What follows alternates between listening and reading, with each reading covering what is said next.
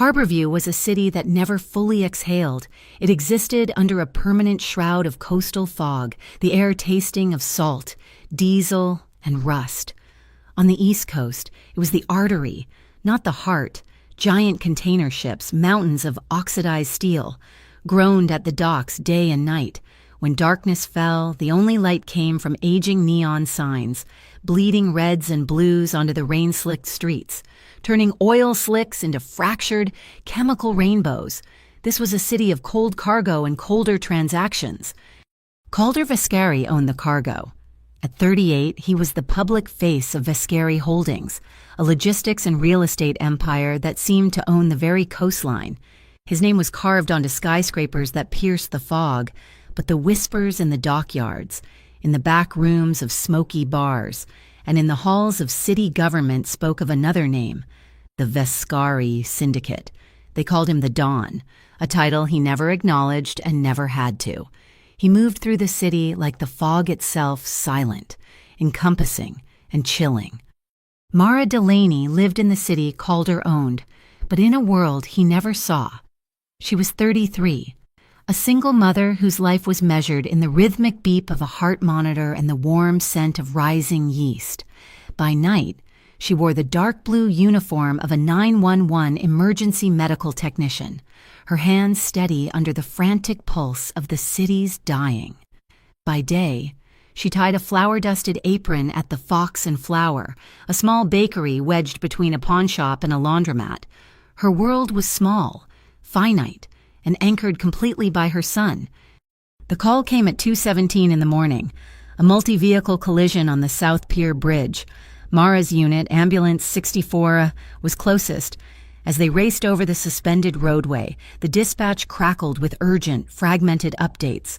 Reports of shots fired, possible hostile situation, proceed with extreme caution.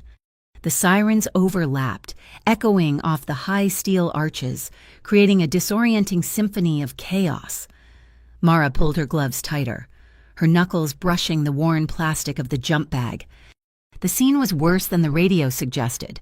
A black sedan, looking more like a fortress than a car, was accordioned against a concrete support pylon. It had been the center of a 3-car convoy, now shattered and smoking.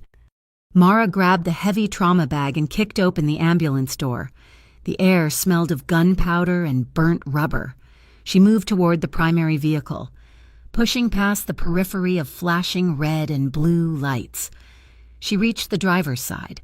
The man inside was already gone, his gaze fixed on the broken windshield. She moved to the passenger side. She pulled the warped door, the metal groaning in protest. He was leaning against the deployed airbag, perfectly still. He looked up. Their eyes met through the fractured spiderweb of the side window. Steel gray. That was her first thought. Not pained, not scared, just steel. Calder Vascari. She recognized him from the business journals. There was no blood on his face, but it seeped from his cuff. A dark, arterial stain on a crisp white shirt, dripping slowly from his wrist onto the expensive leather interior. "Sir, I'm Mara. I'm an EMT. Can you tell me your name?" Calder Vascari just watched her. He did not speak. "Okay," she said, her voice dropping into the low, warm blanket of sound she used for frightened children and hysterical spouses. "I see the bleeding. I need to apply pressure." She reached inside, her gloved hands efficient and sure. He did not flinch as she pressed the gauze hard against the laceration on his forearm. He wasn't looking at the wound. He was looking at her. His gaze was unnerving, analytical and intense. It was not the look of a victim. It was the look of a predator, assessing a new, unexpected element in its territory. He was, she realized with a cold jolt, investigating her. A sharp crack, distinct from the popping of the engine fire. "Sniper, get down," a voice roared from the car behind them. Mara looked up instinctively.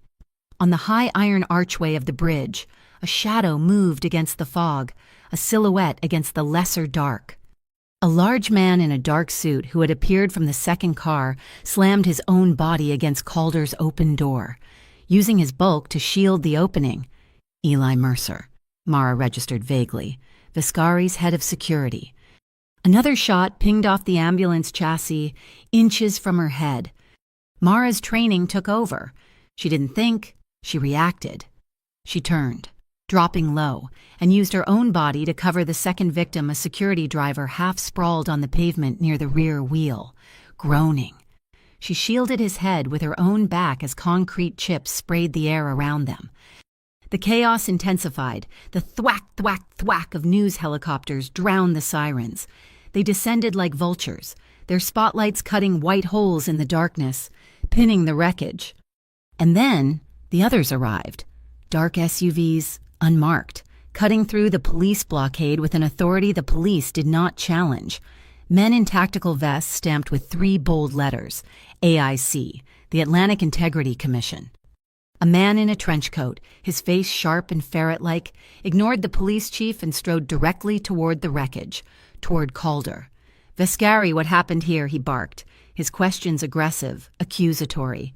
Was this the Albright Syndicate? Was this a territorial dispute? Calder ignored the man, his eyes still on Mara as she rose from the other victim, checking her bag for a pressure bandage. Eli Mercer, pressing a radio to his ear, spoke low and urgent into his microphone. "Secure the asset. Authorize Ravenlight. I repeat, Ravenlight is a go." Mara heard it. The word Ravenlight cut through the noise, sharp and strange. It meant nothing to her. Just another piece of radio static in a night full of it. She dismissed it, turning back to the wounded driver, checking his pulse. But Calder Vascari heard it, and he saw that she had heard it. He did not forget. The morning light did little to sanitize Harborview. It only revealed the grime. The front page of the Harborview Herald was dominated by a grainy, long-lens photo of the carnage on the South Pier. The headline was "Stark Bloodshed on the Bridge." The article underneath, however, was pure speculation. It used words like syndicate, territorial, and mafia. One tabloid, the Harborview Post, was already screaming Port Purge in bold 3-inch letters. By 9 in the morning, the chaos had triggered an avalanche. The Tri-State Fiscal Crimes Authority, the TFCA, a federal bulldog of an agency that had been trying to get its teeth into Vascari Holdings for years, publicly announced a sweeping investigation, citing clear indicators of organized crime and financial irregularities that the previous night's violence suggested. Calder Vascari was officially under siege. Mara Delaney, smelling of antiseptic and adrenaline, was dusting flour off her hands. She had finished her shift at dawn, showered, and driven straight to the Fox and Flower for her day shift, running on 3 hours of fragmented sleep. The bakery was her sanctuary, a small pocket of warmth and yeast that held the city at bay. Her son, Finn, sat in his usual booth, sketching furiously on a stack of napkins. He was 8 years old, a quiet, brilliant boy who processed the world through gears and circuits. He was obsessed with robotics. "Mom," he said, not looking up from his drawing, "did you see the man in black last night?" Mara froze, her hand hovering over a tray of croissants. The news was on a small television mounted in the corner, the volume low, but the images of the bridge were unavoidable. "What man, sweetie?" "On the news. The big one. By the broken car." Finn held up his napkin. He had drawn a tall, block-shouldered figure. He looked like a bodyguard robot, the T-800 series. Maybe. Eli Mercer? The image of the man using his own body as a shield flashed in her mind. She forced a smile, her stomach tightening. Just a man in a suit, Finnbug, he was helping. "Cool," Finn murmured, returning to his drawing. The morning rush was a blur of coffee orders and bagel baskets. It was just after 11 when Mara went to take the recycling out the back door. A plain white envelope was wedged in the rusted metal door frame. No stamp, no address, hand-delivered. Her fingers felt cold as she picked it up. Inside, there was no letter, just a photograph. It was her.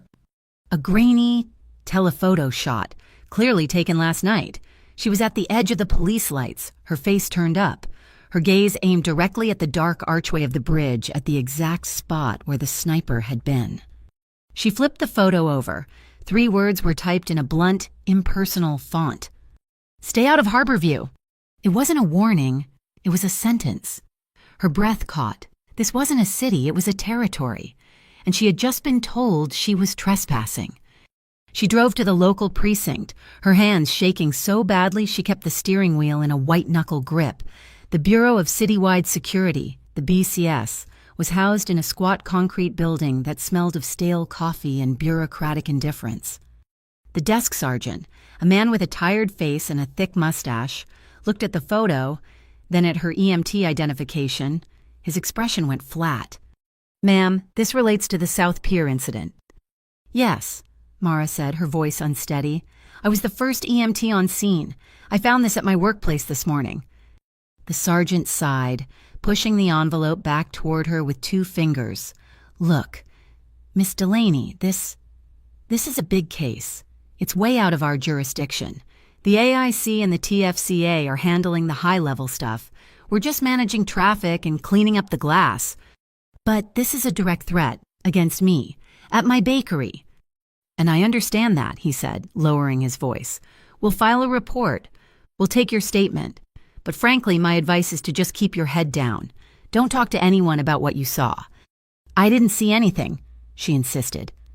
"They don't know that," he said, his eyes filled with a weary honesty. "These aren't people you report to the BCS." He was telling her, in no uncertain terms, that the city police were afraid. That night, she was back in ambulance 64, the city lights sliding past the windows. Her nerves were raw. Every shadow seemed to lengthen, every passing car a potential threat.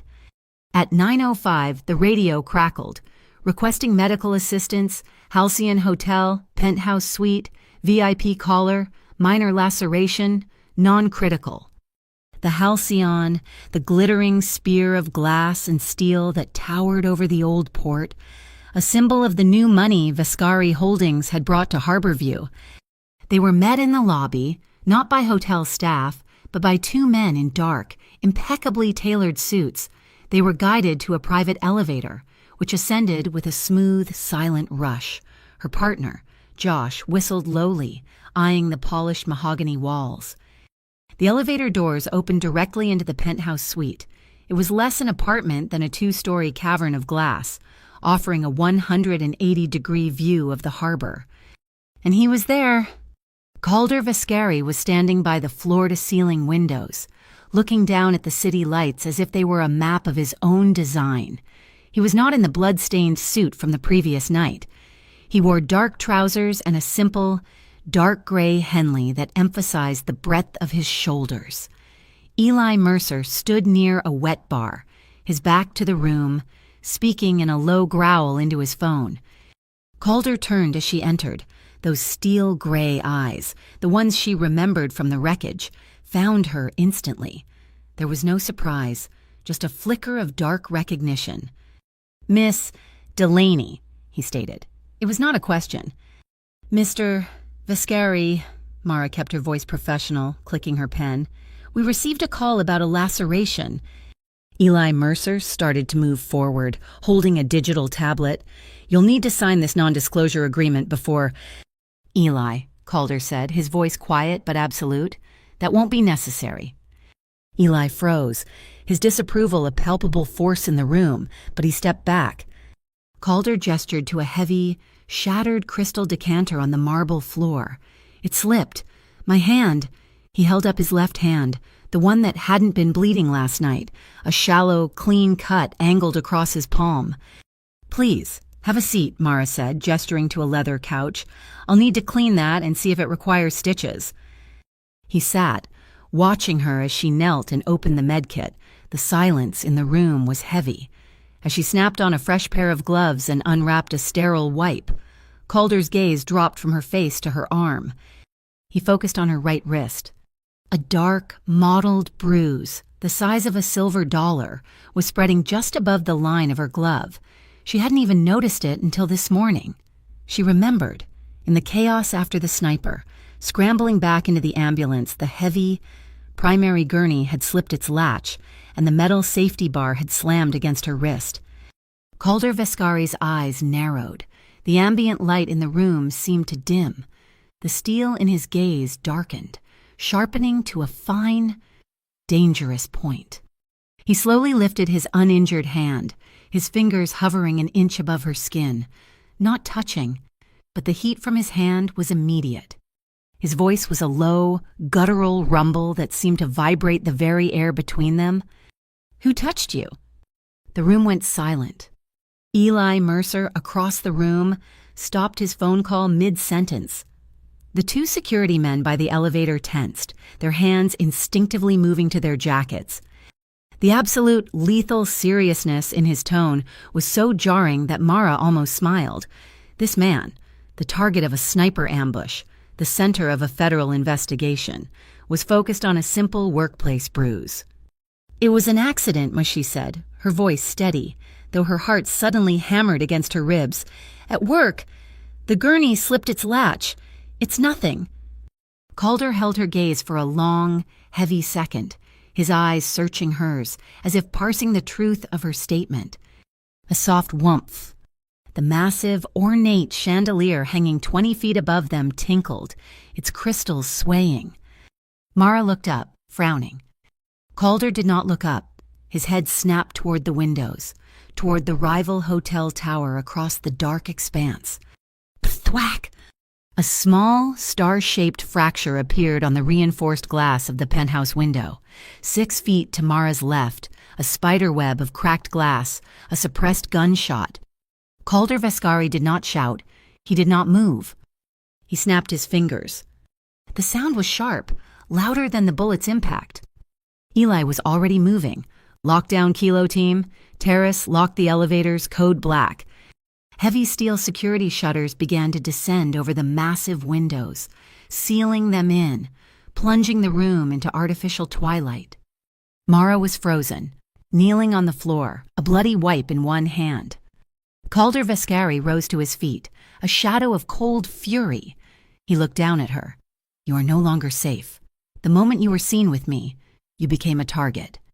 She had been pulled into his world, and the door had just slammed shut behind her. The ride from the Halcyon Hotel was a blur of silent, armored speed.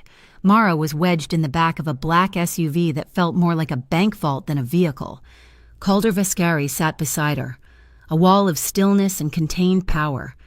Eli Mercer rode shotgun, speaking in low, coded phrases into a satellite phone. "This is kidnapping," Mara finally choked out, her voice tight with suppressed panic. "You cannot just take me. I have a son." "Your son is being picked up as we speak," Calder said, his voice level, his gaze fixed on the rain-streaked window. "No, you can't." She lunged for the handle, but there was none. The interior was smooth, featureless. "He will be brought to you," Calder continued, as if she hadn't spoken. "You were both targeted tonight. You at the Halcyon, him at your apartment." The SUV descended into a private, subterranean garage, the doors sealed behind them with a heavy, pneumatic hiss. This was not a parking structure. It was a bunker. Calder led her to a private elevator. When the doors opened, she was not in a lobby. She was in his home. The Vascari penthouse was a fortress suspended in the sky. It occupied the top 3 floors of the Vascari Tower. The glass was not just glass, it was thick, laminated, and, she assumed, bulletproof. A vast open living space was dominated by a 3-story view of Harborview, but it felt sterile, observed rather than lived in. "I will not be held here," and Mara insisted, her feet planted on the black marble floor. "You are not being held," Calder said. He walked to a desk and picked up a single sheet of paper. It was a high-resolution copy of the photograph she had received that morning, the one of her on the bridge. "This was delivered to the Fox and Flower," he said, his voice devoid of emotion. "They know where you work. They know who you are. The shot at the Halcyon was not for me. It was to warn you, or to warn me, using you." The elevator chimed, the doors opened, and Eli Mercer walked in, holding a sleeping Finn in his arms, her son, his face peaceful, his small hand clutching the strap of his robot-themed backpack. Mara's breath left her. A primal scream built in her throat, but she choked it down, rushing forward to take him. Eli handed him over with a surprising, practiced gentleness. "He was asleep," Eli said, his voice gruff. "We were quiet. His bedroom is secure." Mara clutched Finn, burying her face in his hair, inhaling the familiar scent of milk and crayons. The terror solidified into a cold, hard knot of rage. She turned on Calder. "How dare you? I am ensuring his safety." Calder gestured to a hallway. "He has a room. We anticipated this." Finn stirred, blinking. "Mom, where are we?" His eyes focused on the room, growing wide with awe. "Whoa, is this a spaceship?" Calder watched the boy. Something like it. He led them down a hall. He opened a door not to a bedroom, but to a workshop. It was a wonderland. Soldering stations, wire spools, drafting tables, and dozens of shelves filled with model robots, gears, and advanced kits. Finn's jaw dropped. "This," Calder said, his voice softening almost imperceptibly, "was my room when I was a boy." Finn, still in Mara's arms, pointed. "Is that a Kuka arm assembly? A real one?" Mara put him down, and Finn ran to the workbench, his fear gone, replaced by pure, 8-year-old ecstasy. Mara watched him, her resolve fracturing. This man had, in one move, terrified her and given her son his ultimate dream. "This is a gilded cage," she whispered, turning back to Calder. "It is a fortress," he corrected. "The AIC, the TFCA. They will be crawling all over your life by morning. They will try to use you. They will try to leverage your son to make me cooperate. Here." "They cannot reach you. This is not coercion," he said, his steel gray eyes locking onto hers. "It is protection." "I am not your prisoner," she said, her voice shaking but firm. "I have a job, 2 jobs. I have a life." "You will keep your life. You will go to your shifts. Eli will arrange transport. You will have security. You will maintain your independence." He paused. "But you will sleep here, you and Finn, until this is over." "Dawn," Eli Mercer's voice cut in. He had been standing by the elevator, his face a mask of disapproval. "A civilian, a child, in the inner perimeter. It is a breach of every protocol." "It is my protocol," Calder said, not looking at Eli. His gaze remained fixed on Mara. "My perimeter. My breach." Eli's jaw tightened.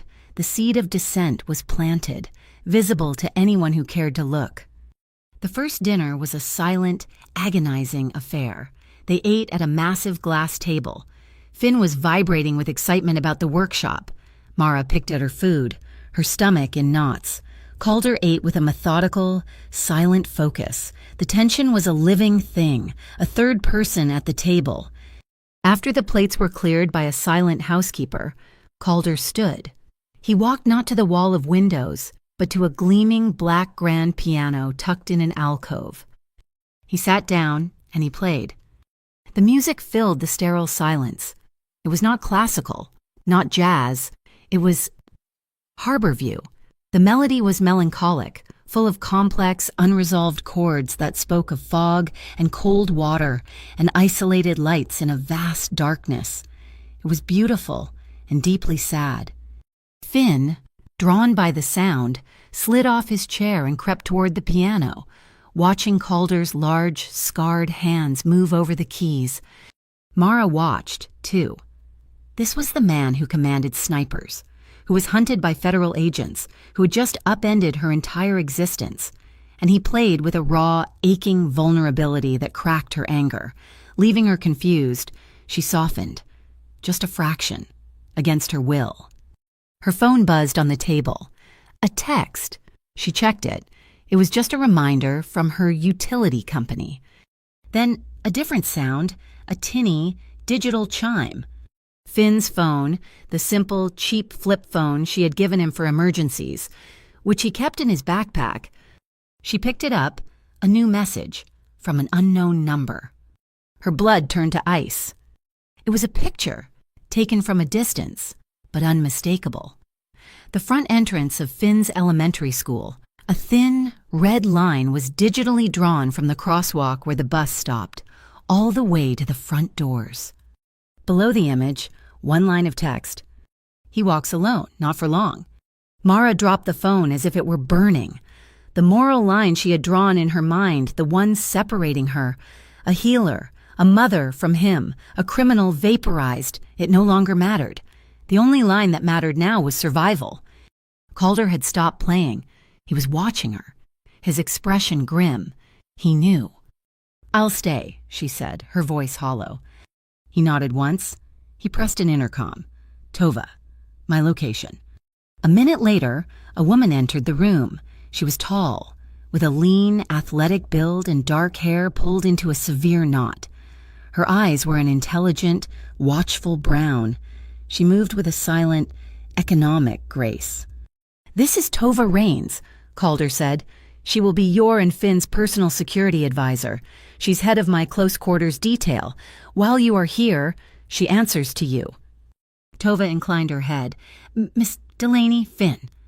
Mara looked at this man, this Don. He was the source of the poison, and he was, infuriatingly, the only one offering the antidote. The tension between her revulsion at his world and the primal, undeniable magnetism of his protection pulled taut. It was a dangerous, suffocating, and thrilling sensation, and it was just beginning. The rain began just after midnight, a hard, driving assault against the penthouse glass. A storm was rolling in off the Atlantic, and the lights in the massive apartment flickered twice, unsettling the shadows. Mara could not sleep. The artificial silence of the soundproofed fortress was more deafening than the sirens of her real life. She pulled on a thin sweater and slid open the heavy glass door to the balcony. The wind hit her instantly, cold and wet, plastering her thin sleep shirt to her skin. She wrapped her arms around herself, looking down at Harborview, a city of blurred, distant lights. She did not hear him approach. The door slid open and shut, but she only knew he was there when a heavy weight settled on her shoulders. It was a cashmere overcoat, absurdly luxurious and impossibly warm. It smelled of him a clean, sharp scent of ozone, expensive wool, and something uniquely masculine. "You will catch a cold," Calder said. His voice was a low rumble beneath the howl of the wind. He stood beside her, not touching, separated by a respectable foot of space, yet his presence dominated the balcony. "You should not be awake," she murmured, pulling the coat tighter. "Neither should you," he replied. They were quiet for a long time, watching the storm. "My husband, David," Mara said, the words tasting strange in this new, dangerous air. "He died 3 years ago. Sepsis. A simple infection after surgery. It happened so fast." She took a shaky breath, the wind stealing it from her lips. He left. He left a mountain of medical debt, the kind you never climb out from under. "I worked 2 jobs, and I am still drowning." Calder looked at the container port, his port lit by flashes of lightning. "My father," he said, his voice flat. "My adoptive father. He was a longshoreman. He found me at the docks when I was 12. He taught me how to read a shipping manifest before I could properly read a book. He died on Pier 9. A container chain snapped." Calder's voice hardened, or it was helped. A sudden, violent gust of wind swept across the balcony, whipping Mara's hair across her face. She raised a hand to push it away, turning her body slightly. The movement pulled the sleeve of her sweater up just an inch. Lightning flashed again, a brilliant, cold strobe of white, illuminating her arm. Calder, who missed nothing, went rigid. His gaze locked onto her upper arm, near the shoulder, a fresh bruise. Ugly and dark purple was blooming on her skin. It was distinct from the one on her wrist. "That was not the gurney," he said. His voice was no longer soft. It was the voice from the halcyon. Mara touched it, wincing. "It's nothing. A rough rescue today. The harness. A construction worker fell 2 stories. I had to strap in to get him stabilized on the gurney lift." He had asked who touched her. She had explained the first bruise. Now, here was a new one. Proof that her life, Her other life as a healer was just as violent as his. The space between them evaporated. He did not move fast, but with a deliberate, unstoppable gravity. His hand, the one that was not cut, came up. His fingers did not touch the bruise, but hovered over it, radiating a heat that had nothing to do with the coat. "You live in a world of constant damage," he whispered. His other hand, the one he had cut on the decanter, settled on her hip. It was not a caress. It was an anchor, a claim. It held her steady against the wind, and it staked a territory. Her breath hitched. His breathing, usually so controlled, was now audible, a counter-rhythm to the rain. He lowered his head. She should have stepped back. She should have run. She was a mother. He was a criminal. But his hand on her hip was the first solid thing she had felt in days, and his eyes were not cold now. They were burning. "Mara," he breathed, and it was the first time he had used her name when they were alone. She tilted her chin up. It was all the invitation he needed. The first touch of his lips was hesitant, almost a question. It was shockingly soft for a man so hard. She tasted the storm and the faintest hint of the expensive scotch she had seen him drink earlier. Her own lips parted on a sharp inhale. That inhale shattered his control. The kiss deepened, becoming firm, demanding, and utterly consuming. It was not a gentle exploration. It was a drowning. His hand moved from her hip, sliding up her back, pulling her flush against the hard lines of his body. The coat fell away, forgotten, pooling at their feet. Her hands came up, not to push him away, but to grip his shoulders, her fingers digging into the thick muscle. He backed her against the warm glass of the balcony door, shielding her from the wind with his own body. She felt the vibration of his heart thundering against her own. His fingers laced with hers, pinning her hand against the glass. It was a kiss of desperation, of two isolated souls colliding in the dark. It was about control and the absolute loss of it. Her mind screamed danger, but her body, starved of touch, of safety, of strength, melted against him. It was she who broke it. She turned her head, gasping, her forehead resting against his jaw, her chest heaving. The air was electric. He was ready to continue, to take this to the place it was inevitably going. "Calder!" she panted, her voice trembling. "Wait!"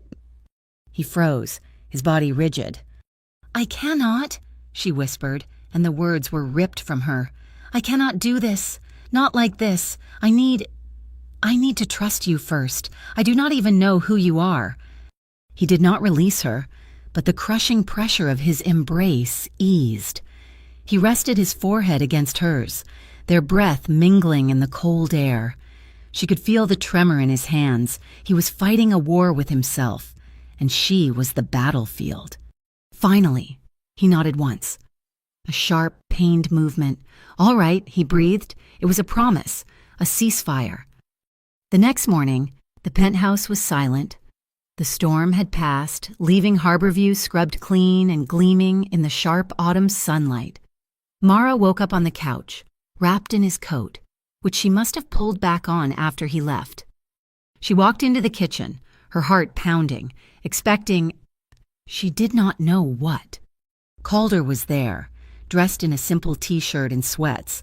He was at the high-end espresso machine, and Finn was at the counter, watching him. "He's making hot chocolate," Finn announced, his eyes wide. "From real chocolate. Mom, not powder." He melted it. Calder turned, a steaming mug in each hand. He passed one to Finn. His eyes met Mara's. The intensity of the night was gone, replaced by a strange, quiet calm. He seemed lighter. Mara's face flushed hot red. She was acutely aware of her rumpled clothes and storm-tangled hair. Calder simply raised an eyebrow, a ghost of a smile playing on his lips, and nodded toward the third mug he was preparing. "Cocoa?" he asked, as if it were the most normal thing in the world.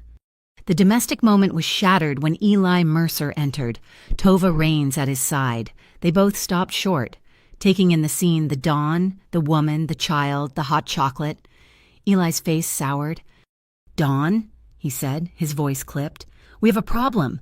Intel just confirmed. Albright is moving. There is a meeting tonight at Pier 13. Eli's eyes cut to Mara. A Ravenlight meeting, he added, the word landing like a stone in the sunlit kitchen.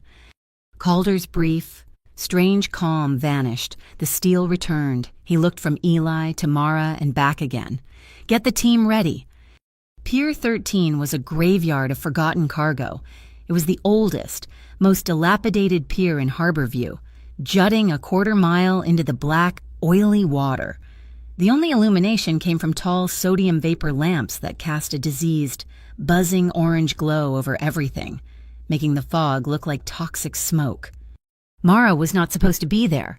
She was crouched behind a stack of rusted shipping pallets, her heart hammering a desperate, uneven rhythm against her ribs. She was wearing a lightweight tactical vest Tova Raines had forced her into, but it felt alien and wrong. In her hands, she clutched the familiar weight of a fully stocked trauma bag. It was the only part of this world that made sense. You are medical support only. Tova had briefed her in the armored car, her voice a low, precise monotone. You do not move unless I move you. Your only job is to stay alive. If we are compromised, your evacuation route is the East End loading dock. There is a ladder to a service boat. You take the boat. You do not wait. Calder and his team, Eli, Tova, and a half-dozen other men who moved with the silent, lethal grace of panthers were positioned near a massive 40-foot container. It was painted a dull, nondescript gray. According to Calder's intel, this was the Ravenlight meeting. This was where his rival, Albright, was moving a shipment of weapons. With a loud groan of metal, Eli and another man pulled the heavy locking bars. The container doors swung open. There was no sound of shifting cargo, no smell of gun oil or chemicals, just a low, electronic hum. Inside, bathed in the container's own eerie blue light, were not crates, but rows upon rows of computer servers, fans whirring, thousands of tiny green and blue lights blinking in the darkness. "What is this?" Eli growled, stepping forward. "A server farm," Calder said, his voice quiet, his eyes scanning the setup. "A mobile one? He's not moving weapons. He's washing cryptocurrency. Millions, right under our noses." As if summoned by the revelation, a new set of lights appeared at the far end of the pier, flashing blue, not Harborview PD, the distinct, aggressive pulse of the AIC. 3 black SUVs rolled to a stop, pinning Calder's team in the harsh glare of their headlights. A tall, thin man in an expensive suit, his hair perfectly coiffed despite the wet air, stepped out. Supervisor Rowan Hale. "Calder Viscari," Hale called out, his voice amplified by a small bullhorn. "Quite the operation you have here. Pity it's not yours." "Hale!" Calder called back, his voice cutting through the night air without effort. He stepped into the light, his hands empty and visible at his sides. "Here's the situation," Hale said, walking forward alone. "Albright is my target. I don't care about your ancient family feuds, but this." He gestured to the glowing container. "This is a federal matter. I have a team ready to breach, or you can help me clean the house. Give me Albright, and this little crypto bank disappears. A loss of cargo fire." Eli Mercer tensed, stepping to Calder's side. "Don, no, we don't make deals. The family does not shake hands with the feds. It's poison." "The poison is already in the system, Eli," Calder said, his eyes locked on Hale. He was pragmatic. This was business. "Hale gets Albright, we get our port back. We have a deal." The moment the words left Calder's mouth, the orange sodium lights high above them popped. All 4 of them, in perfect sequence. The pier was plunged into near total darkness, illuminated only by the distant city, the AIC headlights, and the blue glow of the server farm. "Tova!" Eli yelled, his hand flying to his weapon. "See, cams are dark." Tova's voice crackled over the comms in Mara's ear. "All feeds cut, Ghost Team. It's a setup." The first shot was a heavy, deafening crack. It came from the darkness, from a stack of containers to their right. A man beside Mara, One of Calder's guards grunted, a wet, tearing sound. He collapsed, his hand clutching his throat as blood pumped, hot and black in the dim light, between his fingers. Mara didn't think. She didn't wait for Tova.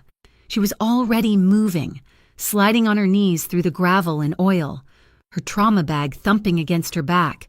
"Pressure, I need pressure on the wound," she yelled, her EMT voice taking command. She ripped open a chest seal packet with her teeth as gunfire erupted from all sides. It was a full-blown ambush. Albright's men were hidden, entrenched. She reached the man.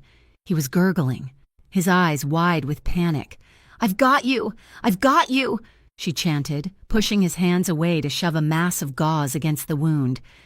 A new figure appeared in her peripheral vision, a gunman, rising from behind a concrete barrier, leveling his weapon directly at her. She had no time to scream. A body slammed into hers, a solid wall of muscle and heat, driving her down onto the pavement, his weight covering her completely. Calder. He had thrown himself over her, a human shield, the world dissolved. A hail of bullets hammered the concrete around them, pinging off the metal container just inches away. She was crushed beneath him, her face pressed against his chest, her hands still locked on her patient's neck. She could feel the thud, thud, thud of his heart, a frantic, powerful drum against her cheek. She could smell the gunpowder in his clothes and the sharp, metallic tang of his adrenaline. The sound of the battle went distant and muffled, as if she were underwater. Her entire universe shrank to the man covering her, his body a living, breathing fortress. "Tova, cover, fire, move," Calder roared, the sound vibrating through his chest into her ear. He grabbed the collar of her vest and hauled her to her feet, shoving her toward the water. "Go now, Mara." Eli and Tova laid down a disciplined spray of suppressing fire. Mara, Calder, and the two remaining guards ran, half carrying the wounded man, toward the end of the pier. The tugboat Aurora was moored there, a last-ditch escape plan Tova had arranged.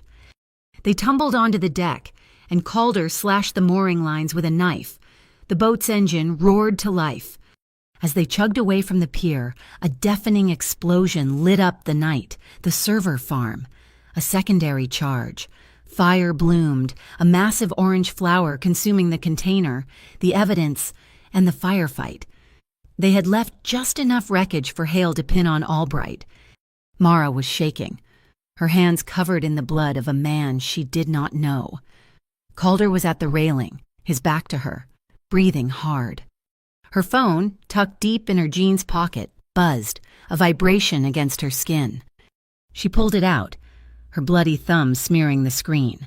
A new message, an unknown number. "Stop touching him if you want your son to come home from school." She did not wait until they were back in the penthouse. The moment the armored elevator doors hissed shut, sealing them in the silent ascent. Mara rounded on him. Her hands, still stained with the faint, coppery smell of another man's blood, were clenched into fists. She shoved her phone at his chest, the screen glowing with the threat. "Stop touching him," she read, her voice a low, vibrating blade of fury. "That's what it says. Because of you. Because you threw yourself on top of me. Because I am your liability." Calder looked at the screen, his face unreadable. "I am not your emotional hostage," Mara spat, her terror finally boiling over into rage. "You cannot use my son as a pawn. You brought me into this fortress to protect me, but you just put a target on my child's back." "Yes," Calder said, his voice quiet. The simple agreement stopped her cold. "Yes." "I made you visible," he said, his steel gray eyes meeting hers. The elevator doors opened to the dark penthouse, and I will make him invisible. He had a plan. He always had a plan. The next morning, a private car, accompanied by Tova Raines, took Mara and Finn 2 hours north, deep into the Berkshire Mountains. They arrived at a campus of glass and cedar nestled in a private valley, surrounded by a perimeter fence that looked more military than educational. Blue Forge STEM Camp. It is the most secure private educational facility on the coast, Calder had explained. "The children of diplomats, executives, and others. They specialize in robotics. He will have the best engineers in the Vascari Aerospace Division as his tutors." Mara knelt, hugging Finn so tightly he grunted. "You be good, Finnbug. You listen to Tova." "Am I in trouble?" Finn asked, looking at the impressive gates. "No, sweetie," Mara whispered, her throat aching. "You're on an adventure." That night, the penthouse felt impossibly empty. The silence was heavy, missing the sound of Finn's sketching and quiet questions. A video call chimed on the large living room screen. Mara lunged for the accept button. Finn's face appeared, beaming, magnified 10 feet tall. Mom, look." He was in a workshop that made Calder's look like a hobbyist's garage. "They're letting me use the 5-axis printer. And I met Mr. Aris. He's a real engineer, and we're building a fully articulated robotic arm." Mara laughed, tears of relief blurring her vision. "That's amazing, baby." A shadow moved behind Finn on the screen. Calder had walked into the penthouse, and his image was now mirrored on the call, as he had apparently patched himself in from his office. "Finn," Calder said, his voice clear over the speakers. "Mr. Calder, hi." Finn grabbed a plastic prototype. "I'm having trouble with the load-bearing joint. The actuator keeps slipping." "Your torque ratio is off," Calder said immediately. "You are using a standard servo, but you need a worm gear drive. It will prevent backdrive and hold the load." Mara watched, stunned into silence. Calder, the Don, the target of a federal investigation, was calmly discussing robotic engineering with her 8-year-old son. He was not just protecting Finn, he was engaging him. He was teaching him. A warm, terrifying, and complicated image flickered in her mind, the image of a father. The pressure came the next day. Mara was at the Fox and Flower, Tova sitting discreetly in a black sedan parked across the street. A man in a simple gray suit ordered a coffee. He left his cup on the counter. Tucked into the cardboard sleeve was a business card, Rowan Hale, AIC, on the back. In neat print, Allie 5 minutes. Her heart hammered. She told her boss she needed air and slipped out the back. Hale was there, leaning against the brick wall, sheltered from the Harborview drizzle. "Miss Delaney, thank you for coming. I know you're in a difficult position. I have nothing to say to you." "I am not asking you to," Hale said, holding up his hands. "I'm offering you a way out. I have looked at your finances, your late husband, David Delaney, the hospital bills, $470,000, plus interest. It's a life sentence." Mara felt cold. "What do you want?" "A trade. You are inside. You are closer to him than anyone, and we need the real ledgers, the ones that tie Vascari to the Ravenlight protocol. Give us something tangible, anything, and I will personally see that your debt is wiped clean. A signature, a single pen stroke, and you are free." The temptation was a physical, sickening lurch in her stomach. Free, to take Finn and run, to not spend the next 30 years working 2 jobs just to stay afloat. She looked at Hale's clean, ambitious face. "No," she said. "No." He looked genuinely surprised. "I won't be your informant. I won't be used by you, and I won't be used by him. I am an EMT. I save lives. I don't destroy them." She turned to leave. "Think about it. Miss Delaney," he called after her. "Think about what kind of life you could give your son."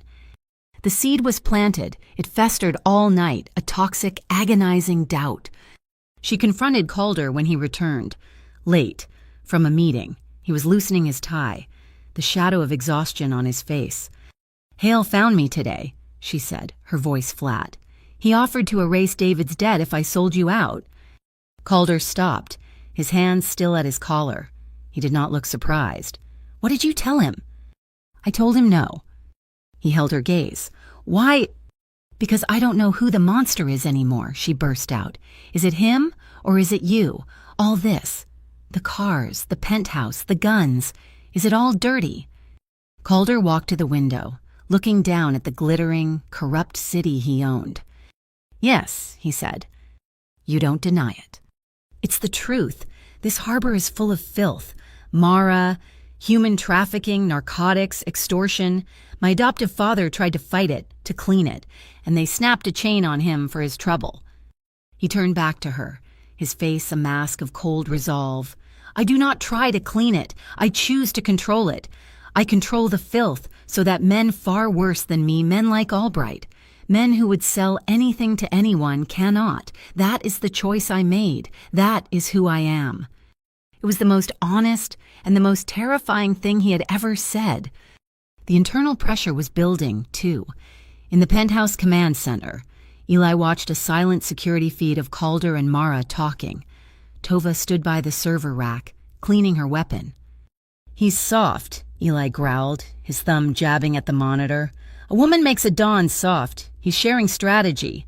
He's compromised." "He's focused," Tova said, not looking up. "She sees things we do not. She is not a liability. She is an asset."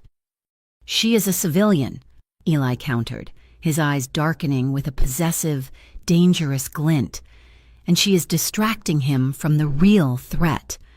Tova watched him. It was not concern in Eli's eyes. It was jealousy. The real threat arrived an hour later. Tova's intel team got a breakthrough. "Rosewall Auction House," Tova announced, laying a tablet on the main table. Calder and Eli gathered. "It's the second laundering hub. Tonight, they're auctioning a 19th century painting. The painting itself is irrelevant. Its digital provenance, its chain of ownership is a fragmented crypto wallet containing Albright's main ledger." "Hale's unit will be all over it," Eli said. "He'll want a clean raid, no blood." "It's a black tie event," Tova said. "Security will be tighter than the Federal Reserve. We cannot go in heavy." "So we don't," Mara said. The three of them turned. She'd been standing in the doorway, listening. "You can't get guns in," Mara said, walking into the room. "But an ambulance can go anywhere. A gurney can get past any checkpoint." Eli scoffed. "This is not a television show, Miss Delaney." "A guest has a heart attack," Mara continued, her voice gaining strength, her tactical mind, the one that assessed chaos scenes, clicking into place. A no lights, no siren call to avoid a panic. I go in as the EMT. Tova goes as my partner. The patient is one of your men, the gurney. She tapped the tablet. Is our Trojan horse. The medical equipment bag carries your tech. No one, not even the AIC, will stop a paramedic trying to save a life. Eli was about to object, but Calder raised a hand. He studied Mara, a new appreciation in his eyes. She was not just a healer. She was a strategist. "Gather the captains," Calder said to Eli, gesturing to the secure video conferencing unit. "I want them to hear this." 5 minutes later, the faces of 6 Vescari captains, the ruling council of the syndicate, looked out from a bank of screens. Calder stood before them. "We have a plan for Rosewall. Miss Delaney," he said, gesturing for her to step forward. Eli's face was thunderous. In front of the entire syndicate, the Don was not just listening to an outsider, he was giving her the floor. The Rosewall Auction House was a cathedral of old money.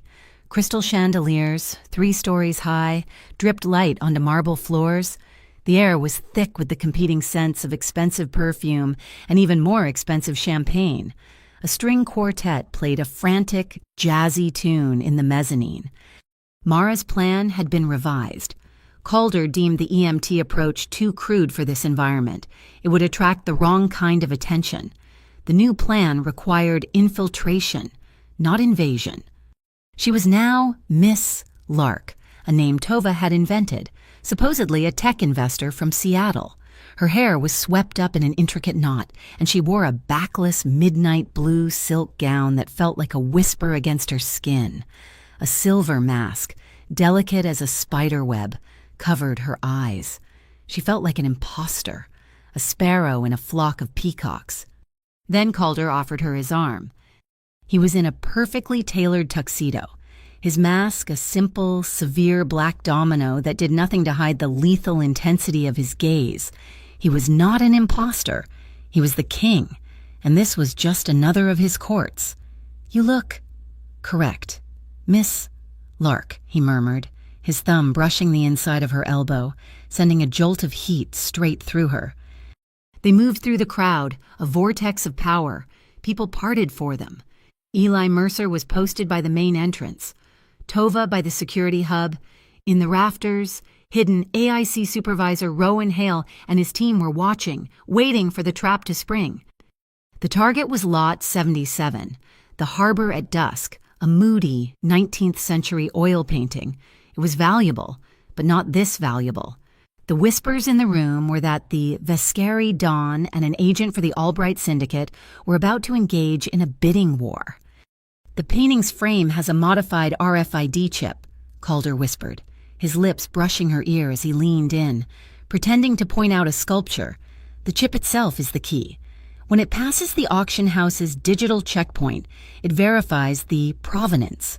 That signal is what we need to intercept. It's the first key to Albright's ledger." The string quartet shifted to a waltz, a slow, classic, and intimate tune. "Before we commit treason," Muscalder said, his voice a low rumble, "we should blend in." He turned, his hand moving from her elbow to the bare skin of her lower back. Her breath hitched. His palm was warm, strong, and possessive. It anchored her, just as it had on the balcony. He guided her to the center of the floor. "I do not know how to do this," she whispered, her hands finding his shoulders. "Look at me," he commanded, his other hand engulfing hers. "Listen to the music. I will do the rest." He moved, and she moved with him. He led with an effortless, predatory grace. The rest of the room blurred, the lights and noise fading to a dull hum. There was only the music, and the solid, warm wall of his chest, and the impossibly steel-gray eyes behind his mask. His hand on her back was a brand. Every nerve in her body was screamingly aware of each individual finger. He held her firmly, respectfully. Yet it was the most intimate touch she had ever known. Their heartbeats, she realized, were in perfect, frantic sync. "Hale is watching us," she whispered, a desperate attempt to break the spell. "I know," Calder breathed, his gaze dropping to her lips. Let him. Let them all watch. The heat between them was a furnace. He was going to kiss her. Here. In front of the AIC, his rivals, and the city's elite. He was going to claim her in the open. The auctioneer's gavel cracked like a gunshot. And now, ladies and gentlemen, Lot 77. The spell broke. The lights in the ballroom snapped off, plunging the hall into absolute, suffocating blackness. A woman screamed. There was a sound of shattering glass. Mara grabbed for Calder, but he was already moving, his hand a steel band on her wrist, pulling her through the chaos. "Tova status," he barked into a hidden comms piece. "They're not ours." Tova's voice was tight with effort. "Ghost team, service exit. They have the painting. I'm in pursuit." "They knew the plan," Calder growled, dragging Mara behind him. He didn't head for the exit. He kicked open a door marked staff only and pulled her into the narrow, fluorescent-lit service corridor. "This way." We cut them off at the stairs. They burst through a set of double doors into the concrete stairwell. Below them, Tova was grappling with a man in black tactical gear. Two other men were rushing down, the heavy, gilt-framed painting between them. "Calder, it's a setup," Tova yelled, disarming her opponent with a brutal snap to the elbow. The leader, the last man to come through the door, stopped. He raised a suppressed pistol. He was not aiming at Tova. He was aiming at Calder. He pulled off his black ski mask. Mara's blood went cold. It was Eli Mercer. "Eli," Calder breathed. The name was not a question. It was a statement of damnation. "You got soft, Dawn," Eli spat, his face a mask of jealous rage. "You let her in. You brought a civilian into the family. You, with your rules and your honor. Albright pays better. He understands that this is a business of dirt, not," he sneered, "controlling the filth." "You leaked the Ravenlight meat," Calder said, his voice dead. All emotion bled from it.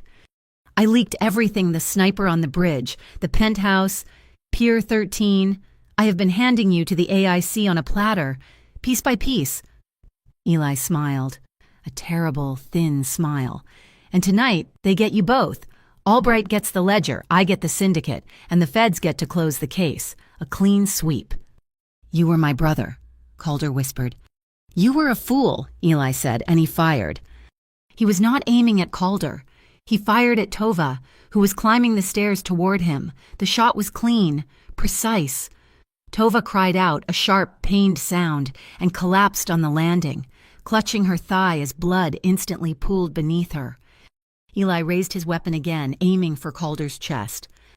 "No!" Mara screamed, and she did the only thing she could. She grabbed a fire extinguisher off the wall and hurled it. It missed Eli, but it clanged off the wall, and the distraction was enough. Calder charged, not as a billionaire, but as the dockyard brawler he was born to be. He slammed into Eli, and the two men, brothers in all but blood, tumbled down the concrete stairs. Mara scrambled down to Tova. She ripped off the silk shawl from her own shoulders and, with the practiced efficiency of an EMT, cinched it high on Tova's leg, creating a makeshift tourniquet. Her hands were shaking, but her knots were firm. "It's bad, Mara," Tova gasped, her face pale. "Arterial?" "Stay with me, Tova," Mara commanded, pressing all her weight onto the knot. Below, Calder had Eli pinned. He had the man's gun, and his face was a portrait of pure, cold murder. He was hesitating. This was the man he grew up with. Eli, pinned, just laughed, his voice a hoarse whisper. "It's done. Calder, it's all done." He fumbled for his own radio, clicking the button. "It's hot. Ravenlight concludes at Lighthouse Black Reef, before dawn." The heavy doors at the top of the stairwell crashed open. "AIC, nobody move. Hands in the air. Hands in the air. Vescari." Rowan Hale stood there, flanked by a dozen agents in tactical gear. His gun was pointed directly at Calder. "On your knees. Vescari. All of you. You're done." Calder looked up. He saw Hale. He saw Eli, grinning in defeat. He saw Tova, bleeding out. And he saw Mara. Her blue silk dress now stained dark red, her face pale with terror but her hands steady on the wound. He made his choice. He grabbed Mara by the arm, yanking her away from Tova. "Run!" He didn't wait. He half threw her down the remaining flight of stairs. Ignoring Hale's shouts, they burst into the subterranean parking garage, a black, low-profile sedan. A vehicle that looked like a simple family car but was clearly armored sat waiting. Calder shoved Mara into the passenger seat as gunfire echoed from the stairwell behind them. He slid into the driver's side and hit a button. The engine turned over with a low, powerful growl as the car, built for exactly this, disappeared into the anonymous labyrinth of the city's tunnels. The armored sedan sliced through the back roads of Harborview, leaving the city lights behind and plunging into the coastal darkness. The storm, which had held off during the auction, now unleashed itself. Rain hammered the windshield, a deafening drum against the armor plating. The wipers fought a losing battle. Mara was still in the midnight blue silk gown, now ruined, stained with Tova's blood and the grime of the service corridor. Calder drove with a focused, silent fury, his knuckles white on the steering wheel. "She's going to be okay," Mara whispered, mostly to herself. "The tourniquet will hold until Hale's men process her." "Tova is a soldier," Calder said, his voice clipped. "She will survive." Mara looked at him, really looked at him in the dim, green glow of the dashboard. The adrenaline was fading, leaving a raw, aching clarity. His jaw was tight, but it was the small cut on his neck, just below the ear, that held her attention. A dark line of blood crept toward the collar of his ruined tuxedo shirt, a graze from the tumble with Eli. "You are bleeding," she said, her voice quiet. He just shook his head, his eyes fixed on the wet road. "It's nothing." "Pull over, Calder." "We do not have time." "Pull over," she insisted, her EMT voice emerging, "or I will grab the wheel. You're no good to anyone if you pass out." With a low curse, he wrenched the wheel and the heavy car slid to a stop in a muddy turnout. Surrounded by the black, thrashing silhouettes of pine trees, the world shrank to the small cabin, the sound of the rain, and their breathing. "It is a scratch," he growled. Stay still." She unbuckled, shifting on the leather seat to face him. The car's first aid kit was under the dash. She pulled it out, her hands surprisingly steady. She snapped on a pair of latex gloves from the kit. She leaned in close. The space was impossibly small. Her knee pressed against his thigh, the silk of her dress rustling. She ignored the jolt that went through both of them. She uncapped an antiseptic wipe. "This will sting," she murmured. She pressed the wipe to the cut. Calder hissed, a sharp intake of breath, his whole body tensing. His hand shot up, not to stop her, but to grip her wrist. His fingers were steel. "You," he whispered, his voice raw.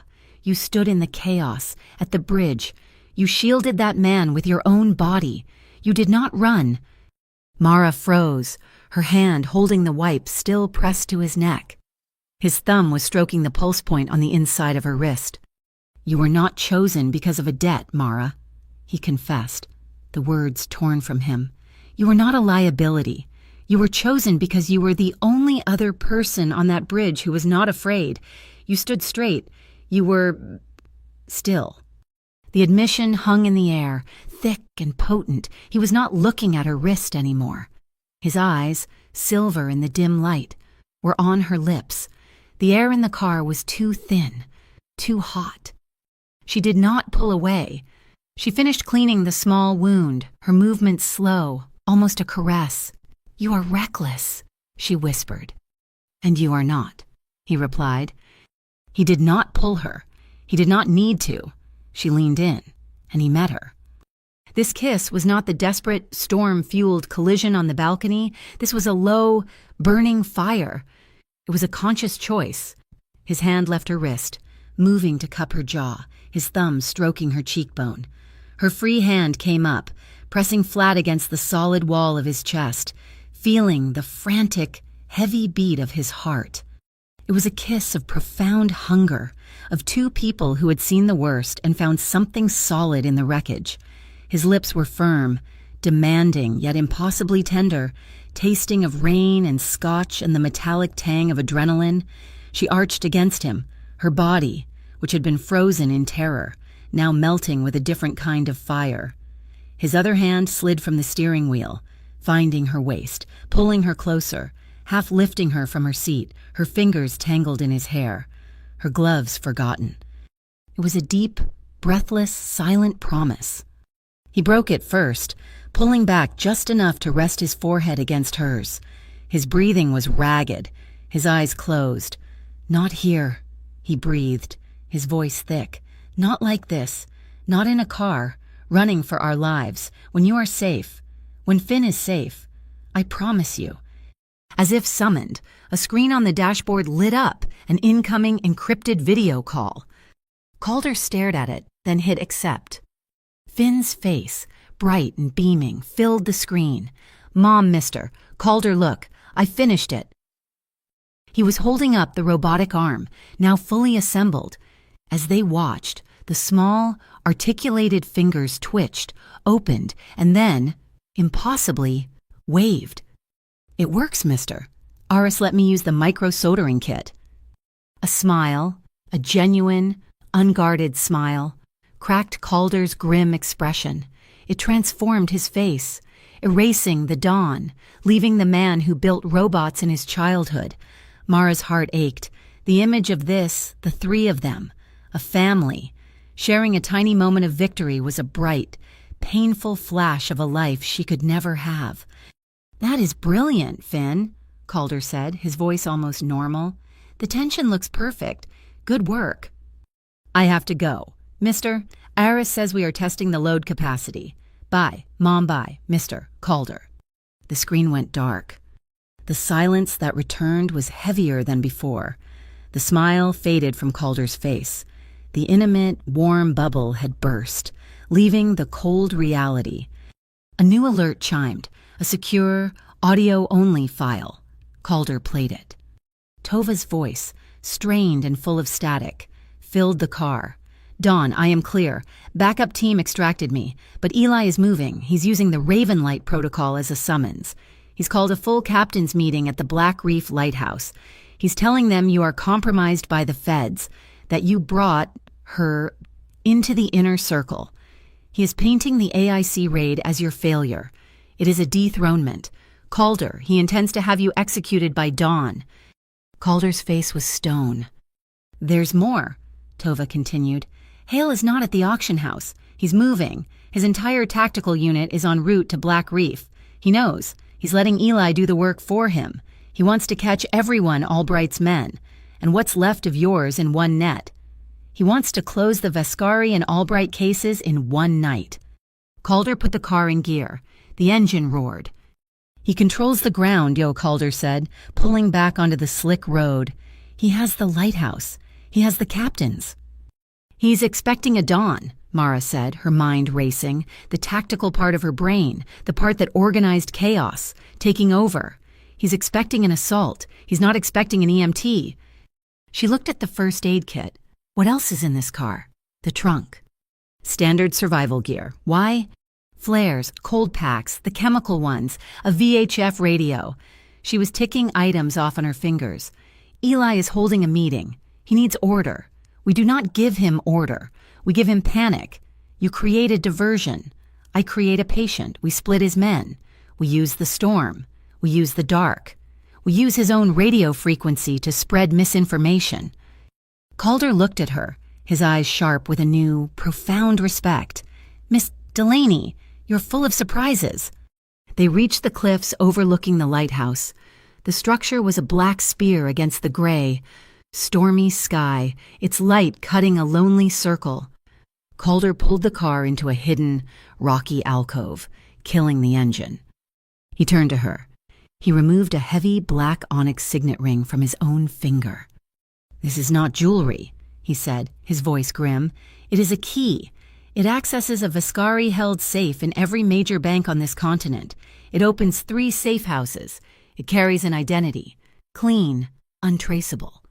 He took her hand, the one that was not gloved, and pressed the heavy, cold ring into her palm. "If I fall tonight, if Eli wins, I need you to do one thing for me." "Calder, no."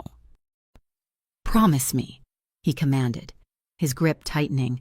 "If I tell you to run, you run. You take this. You get Finn from Blue Forge, and you disappear. You do not look back. You do not try to save me. You give your son the life he deserves. Promise me." She looked from the ring, heavy and cold in her hand, to his face, a mask of desperate, final resolve. She closed her fingers over the ring. "I promise." Black Reef Lighthouse was a spear of granite against the raging Atlantic. The wind did not just blow, it screamed, a physical, high-pitched assault. Waves, black and monstrous, exploded against the rocks, sending tremors up the 150-foot structure. Inside the generator room at the base, it was a scene of tense, cold theater.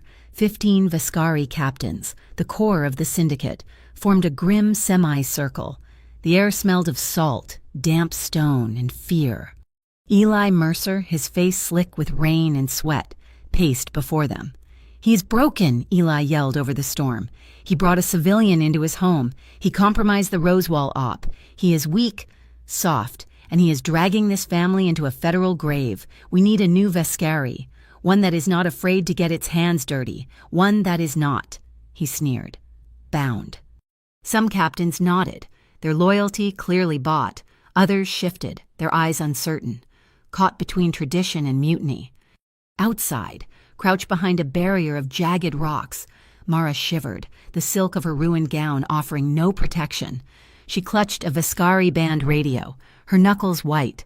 Calder was a shadow 20 yards away, watching the entrance. Mara keyed the comms, switching to the frequency Tova had identified as Eli's command channel. She pitched her voice high, forcing panic into it. "This is AIC Unit 4. I am cut off. Hale is rogue, repeat. Supervisor Hale is working for Albright. He is here to execute everyone. His only targets are Vescari and the digital ledger. He's wiping the slate." She cut the signal. Inside the lighthouse, the radio on Eli's belt squawked. The captains flinched. Eli's men looked at each other, the seed of paranoia planted. The heavy oak door of the lighthouse groaned open, slammed back by the wind. Calder Vescari stood in the doorway, He was unarmed. He was soaked to the skin. His hands were empty and visible. "Eli!" His voice was not loud, but it cut through the gale like a razor. Eli spun, his men raising their weapons. "You bring guns," Calder asked, his gaze sweeping over the captains, ignoring Eli. "You challenge me with an ambush. This is not our way." He stepped inside, his ruined tuxedo dripping on the stone floor. He shrugged off the jacket, letting it fall. By the old laws, the laws of the harbor, a challenge for leadership is met face to face. I invoke the judgment. He looked directly at Eli. "Bare knuckle. You and me. The family will have its answer." Eli laughed, a harsh, ugly sound. "You're a fool, old man." But the captains were watching. This was the code. To refuse was to admit he was a coward, a traitor. "Fine," Eli spat. He tossed his pistol to a subordinate. The fight was not a brawl. It was an execution. Eli was fast, fueled by years of resentment. He met Calder's cold precision with raw, brutal strength. Calder landed a heavy blow to Eli's ribs, but Eli countered, ducking under Calder's arm and driving his elbow into Calder's side. Calder staggered, and Eli swept his leg, sending the Don crashing to the stone floor. Eli was on him instantly, his hands clamping around Calder's throat. "It's over," he roared, slamming Calder's head against the floor. "The family is mine." Mara, watching from the cracked doorway, saw Calder's face begin to darken. She ripped the chemical cold pack from the first aid kit in her hand, smashing it against the stone wall. The bag activated. "Eli!" she screamed. He looked up, his eyes wide with fury at the interruption. In that second, Mara threw the activated pack. It hit the wall just above his head and ruptured, exploding in a pressurized cloud of freezing, white vapor, a perfect, blinding smokescreen. Calder did not pause. He exploded upward from beneath the choking, disoriented Eli. He did not punch, in one fluid, brutal motion. He snapped Eli's arms back and cinched a heavy-duty zip tie, a relic from his own jacket, around his wrists. The main door crashed open again. "Freeze AIC, nobody moves." Supervisor Rowan Hale stood there, flanked by his tactical team, assault weapons leveled. "Well, well," Hale sneered. "The rat's in the trap." He fired 2 rounds into the ancient ceiling. "On your knees, all of you." "Hale," one of his own junior agents said, his voice tense. "This is a capture mission, sir, not a—" "Shut up, Agent," Hale snapped. "I'm closing this file. I have been on Albright's payroll for a year. He wanted a clean house. He wanted the Don, and he wanted the traitor." Hale raised his rifle, aiming it squarely at Calder's chest. "And I always deliver." A deafening crunch echoed from beneath their feet. The entire lighthouse shook, throwing everyone off balance. Tova, bleeding but functional, had rammed the backup extraction boat at full throttle into the rotted, load-bearing pier columns beneath the lighthouse. At the exact same instant, Eli's tactical phone, the one on his belt, began to ring. It was an anonymous ghost call, the Viscari engineers at the STEM camp, Finn's hack. Eli's men, already panicked by Mara's radio call, rocked by the explosion, and seeing the ghost call an old Viscari code for a catastrophic breach, broke rank. They thought the building was coming down. They ran for the door. In the chaos, Mara ran, not for the exit, but for a rusted cast-iron maintenance panel on the far wall, one Calder had pointed out on the drive. She pressed the heavy onyx ring into a small, hidden indentation. A heavy click. The panel swung open. Inside was a small, waterproof Pelican case. She opened it. A solid-state hard drive and a small, battery-powered projector. Hale was screaming for order. Calder was fending off one of Eli's panicked guards. Mara aimed the projector at the wide, curved inner wall of the lighthouse. She hit the power button.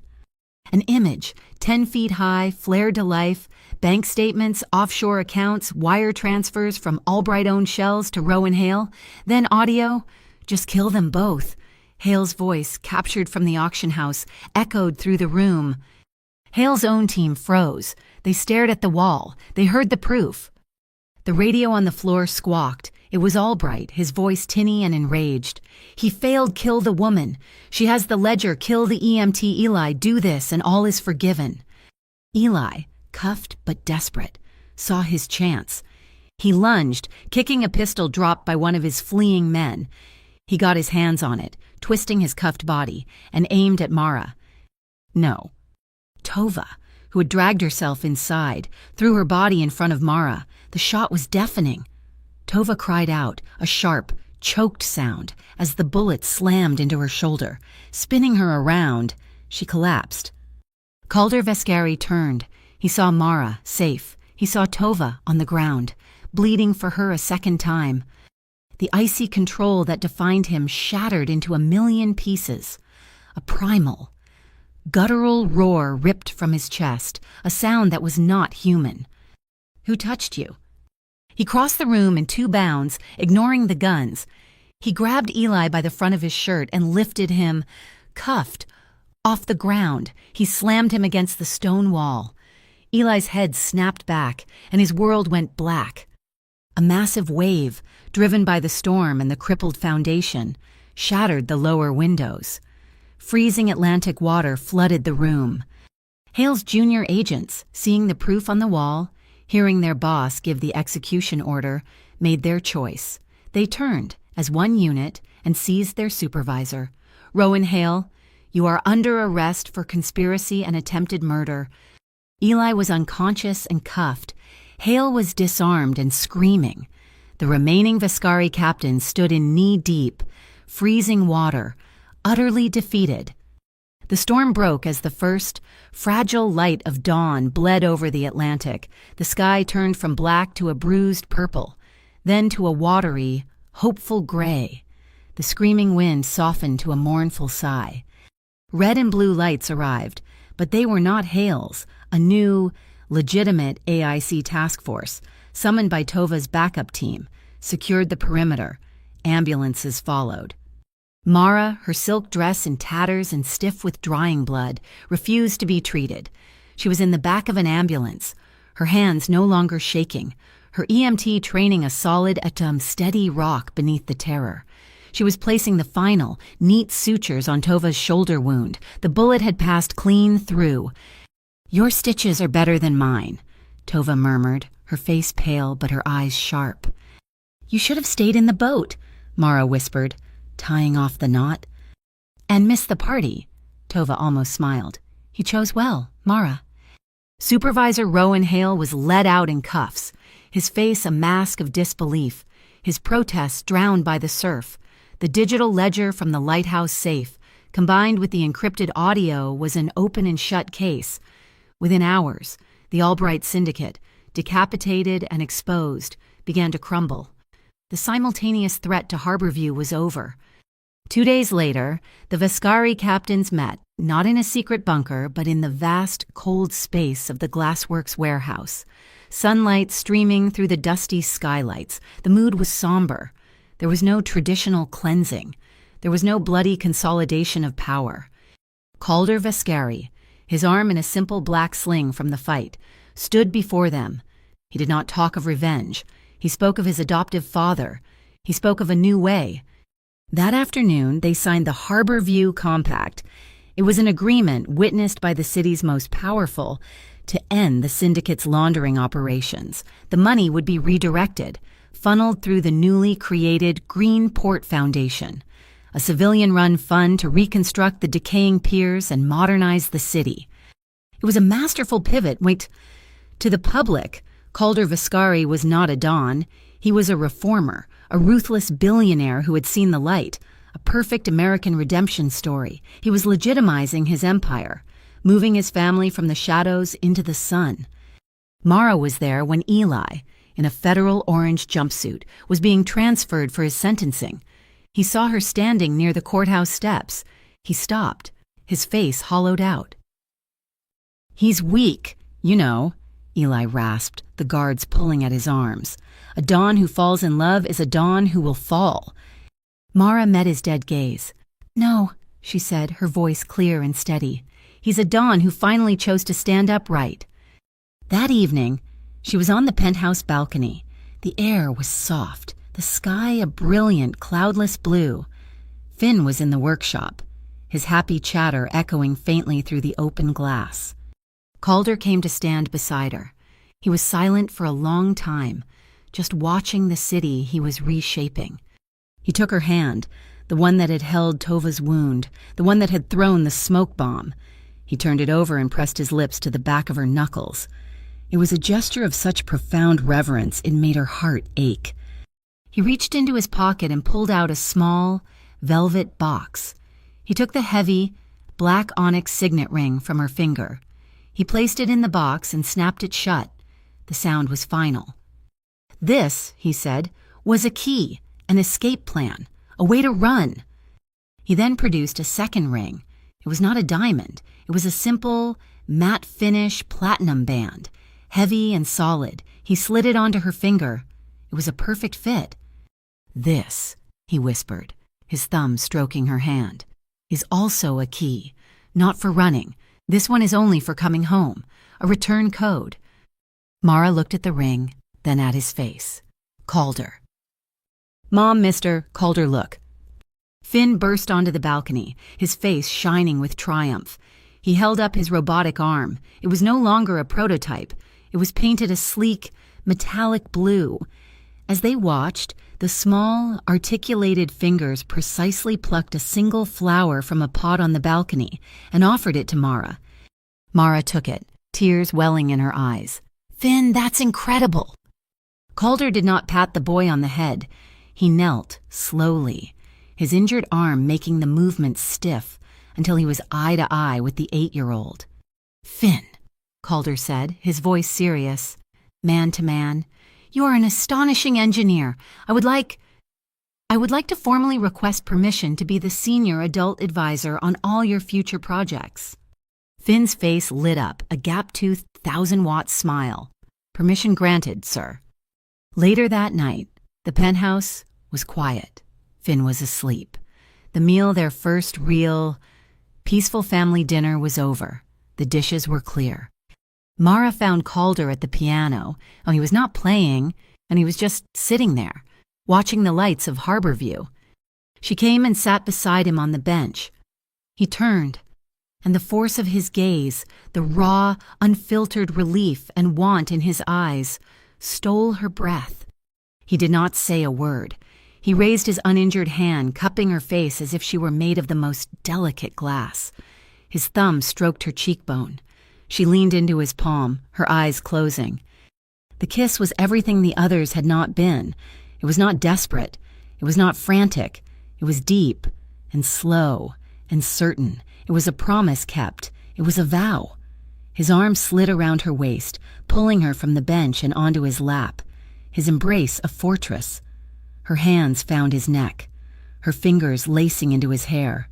It was a kiss that spoke of homecoming, of storms weathered and harbors found. His heart hammered against her chest, a frantic, wild rhythm that matched her own. She buried her face in the warm, safe hollow of his neck, her cheek pressing against his skin warm, his breath soft in her ear. The balcony doors were open. The soft night wind licked at the curtains, carrying the scent of the sea. Below them, the lights of Harborview, his city, their city, glittered like a carpet of fallen stars. The camera held on them, two figures united in the darkness, before pulling back and back until they were just one more light in the city they had saved. Mara's voice was the last thing heard, a warm, confident whisper over the music. The night at Black Reef went silent when he roared, "Who touched you?" Since then, no one has dared, not even fear. Thank you so much for listening to this story. We would love to connect with you, so please leave a comment below and let us know where in the world you are listening from and share your thoughts on Calder and Mara's journey. Please subscribe to our channel, Mafia Boss Story, and like this video. It truly helps us. And if you want to support us even more, hit that hype button to help this story be heard by more people.